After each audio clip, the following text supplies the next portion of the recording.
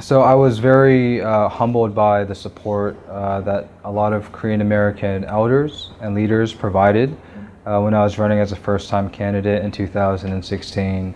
Of course, running as an openly gay man as well. I think that did cause some consternation and concern. But at the same time, since then, I think once stereotypes and preconceived notions are dispelled, once folks are able to see that it is more the content of one's character that matters, more so than one's race, ethnicity, or sexual orientation, I think folks seem to be more open and welcome. Does that topic come up when you are meeting new Korean Americans? Not really. Yeah. Do you think they are giddy to ask and not ask, or they don't care? At least based on my interactions, they don't seem to care. It does not seem to be a big issue. I think it's been an opportunity of a lifetime to do something that I'm very passionate about, which is to try and do as much good as I can with the opportunity that I've been given at a statewide level. The laws that we pass in the Georgia State Legislature affect everyone in this state, and we are a state that is still rapidly growing. For me to have the opportunity to make Georgia the moral and economic leader of the South and to contribute towards moving our state forward, I think is something that I feel very, very honored and humbled to have. I think, for me, I definitely say I've grown in maturity and patience. I think being a legislator and seeing a lot of issues from the top down, it's given me an opportunity to essentially lift the hood of the car and see how everything operates, which is fascinating. For family and close friends, I tell all of them, hold me accountable. I explicitly ask them, to keep me grounded, and I think that will, in the long run, help me to, remain sincere and good intention and with the opportunities that I have. Tell me something. Sure. So I think during my first term, we were able to make a lot of good progress in the Georgia State Legislature. I was very proud to support legislation that fully funded our public education system for the first time in more than a decade. That means approximately $180 million more to K through 12 throughout the state, about $50 million more going to K through 12 education here in Gwinnett County. We were also able to pass a historic tax cut to the state's top income tax rate, which I voted for. So top income tax rate will be decreased from 6% to 5.75%, which I think was also something I was happy to see. And then lastly, we passed that historic transportation bill that over a 30-year period of time will raise $5.4 billion to expand access to transit options in Gwinnett, which is extremely important to make sure Gwinnett County continues to be an economic engine in the Metro Atlanta area. No. No, I would disagree with the narrative that, for example, Stacey Abrams is a radical liberal and Brian Kemp is a radical conservative, right? Of course, with Brian Kemp and many of the TV ads that he had in the primary, I think that would speak for itself. With Stacey Abrams, she has a record. She has a legislative record, and I think that should speak volumes about where she stands on many issues.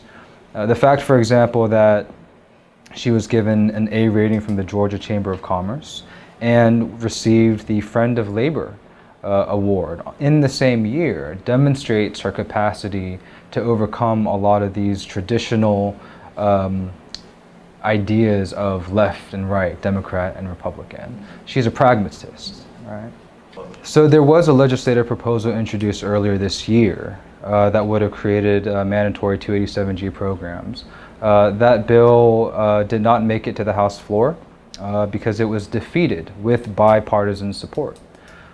If you look at the last big immigration legislation, anti-immigration legislation that was passed in Georgia, HB 87 in 2011, what was the economic impact of that bill? All right, we had crops rotting in the sun. I think some estimates have $100 million worth of damage to one of Georgia's Georgia's largest industries, agriculture. And so I think it's unfortunate how politicized immigration has become. But if folks are concerned, as a fiscal conservative, as someone who very much cares about economic growth and prosperity for all Georgians, I think I would be very, very much opposed to a bill like that, given the economic damage that it would create across the state. I mean, I think for those who go through the legal process and wait in line, and it takes years, that ought to be the way that it's done, of course. And I'm sure there are folks who feel that that is unfair for them. But one of my concerns is that it becomes difficult to separate the two unless you're asking folks for papers. And racial profiling and things of that nature also become implicated. So when folks decry illegal immigration, for me, what I've seen is that does not necessarily mean simply focusing on a community of folks who are not here or who are here without their papers. For example, I think with what you've seen at the national level, with Senator David Perdue, he has introduced legislation to cut legal immigration. With long-standing U.S. policy of trying to keep families together, they are now decrying that as chain migration, trying to end that. So I think it's important for immigrants who are here legally to understand that the attacks against against undocumented immigrants, that there is a fairness component. But at the same time, there is a thin line that separates the two. Earlier this year, I introduced legislation or a resolution about the 115th year anniversary of the first Korean immigrant to the United States. Came to Hawaii, all right, in the, I think, late 1800s, early 1900s. I introduced another resolution talking about the Chinese Exclusion Act, all right? Asian Americans, Korean, Chinese, Japanese, we were not permitted to be U.S. citizens. We had no rights to vote. And so I think it's important to also look at our history when we talk about immigration. So it's a terrible bill. It's another political issue that folks are using to scare people to come out and vote against the changes that are occurring in the country. English is already the official language in the state of Georgia, per the Constitution, right? And this is one of the reasons why it's so important to actually read the contents of a bill and to understand it, because it's very easy to misconstrue a piece of legislation. This bill, in its effect, would have prohibited DMVs, where folks get driver's licenses, from giving tests in Korean and Spanish and other languages, which would have a detrimental effect for minority communities and first-generation immigrants who are here legally to participate in our society.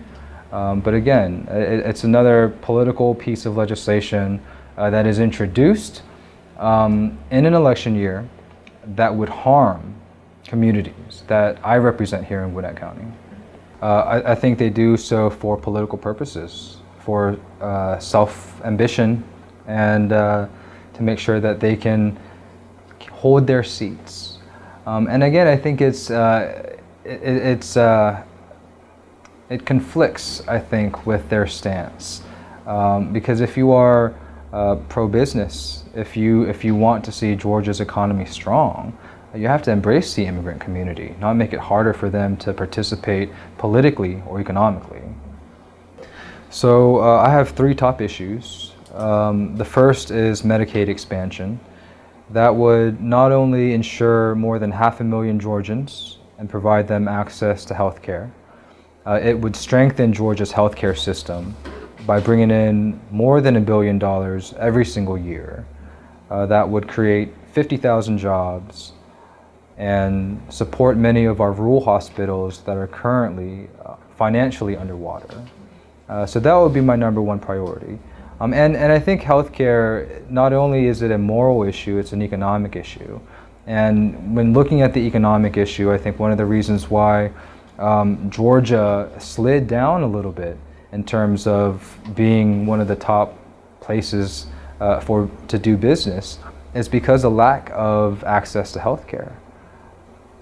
A business is not going to move into any area if healthcare services are not available.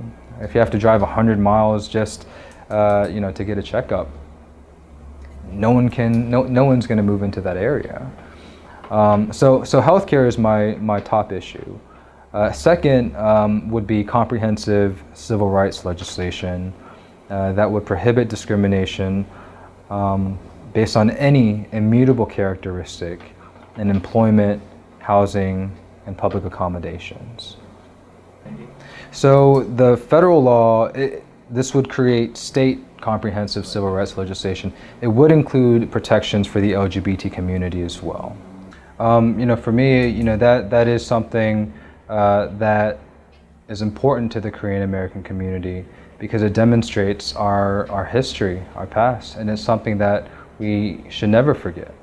More so, I think it goes to a broader issue of sex trafficking and the injustices that many women today still face.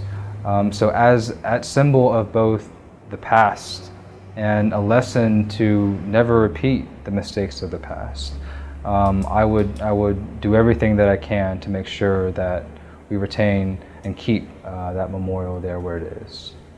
Well, for me, as the only Korean American elected official in the Georgia State Legislature, I hope the Korean American community will support my first re-election campaign and exercise your right to vote this year and every year.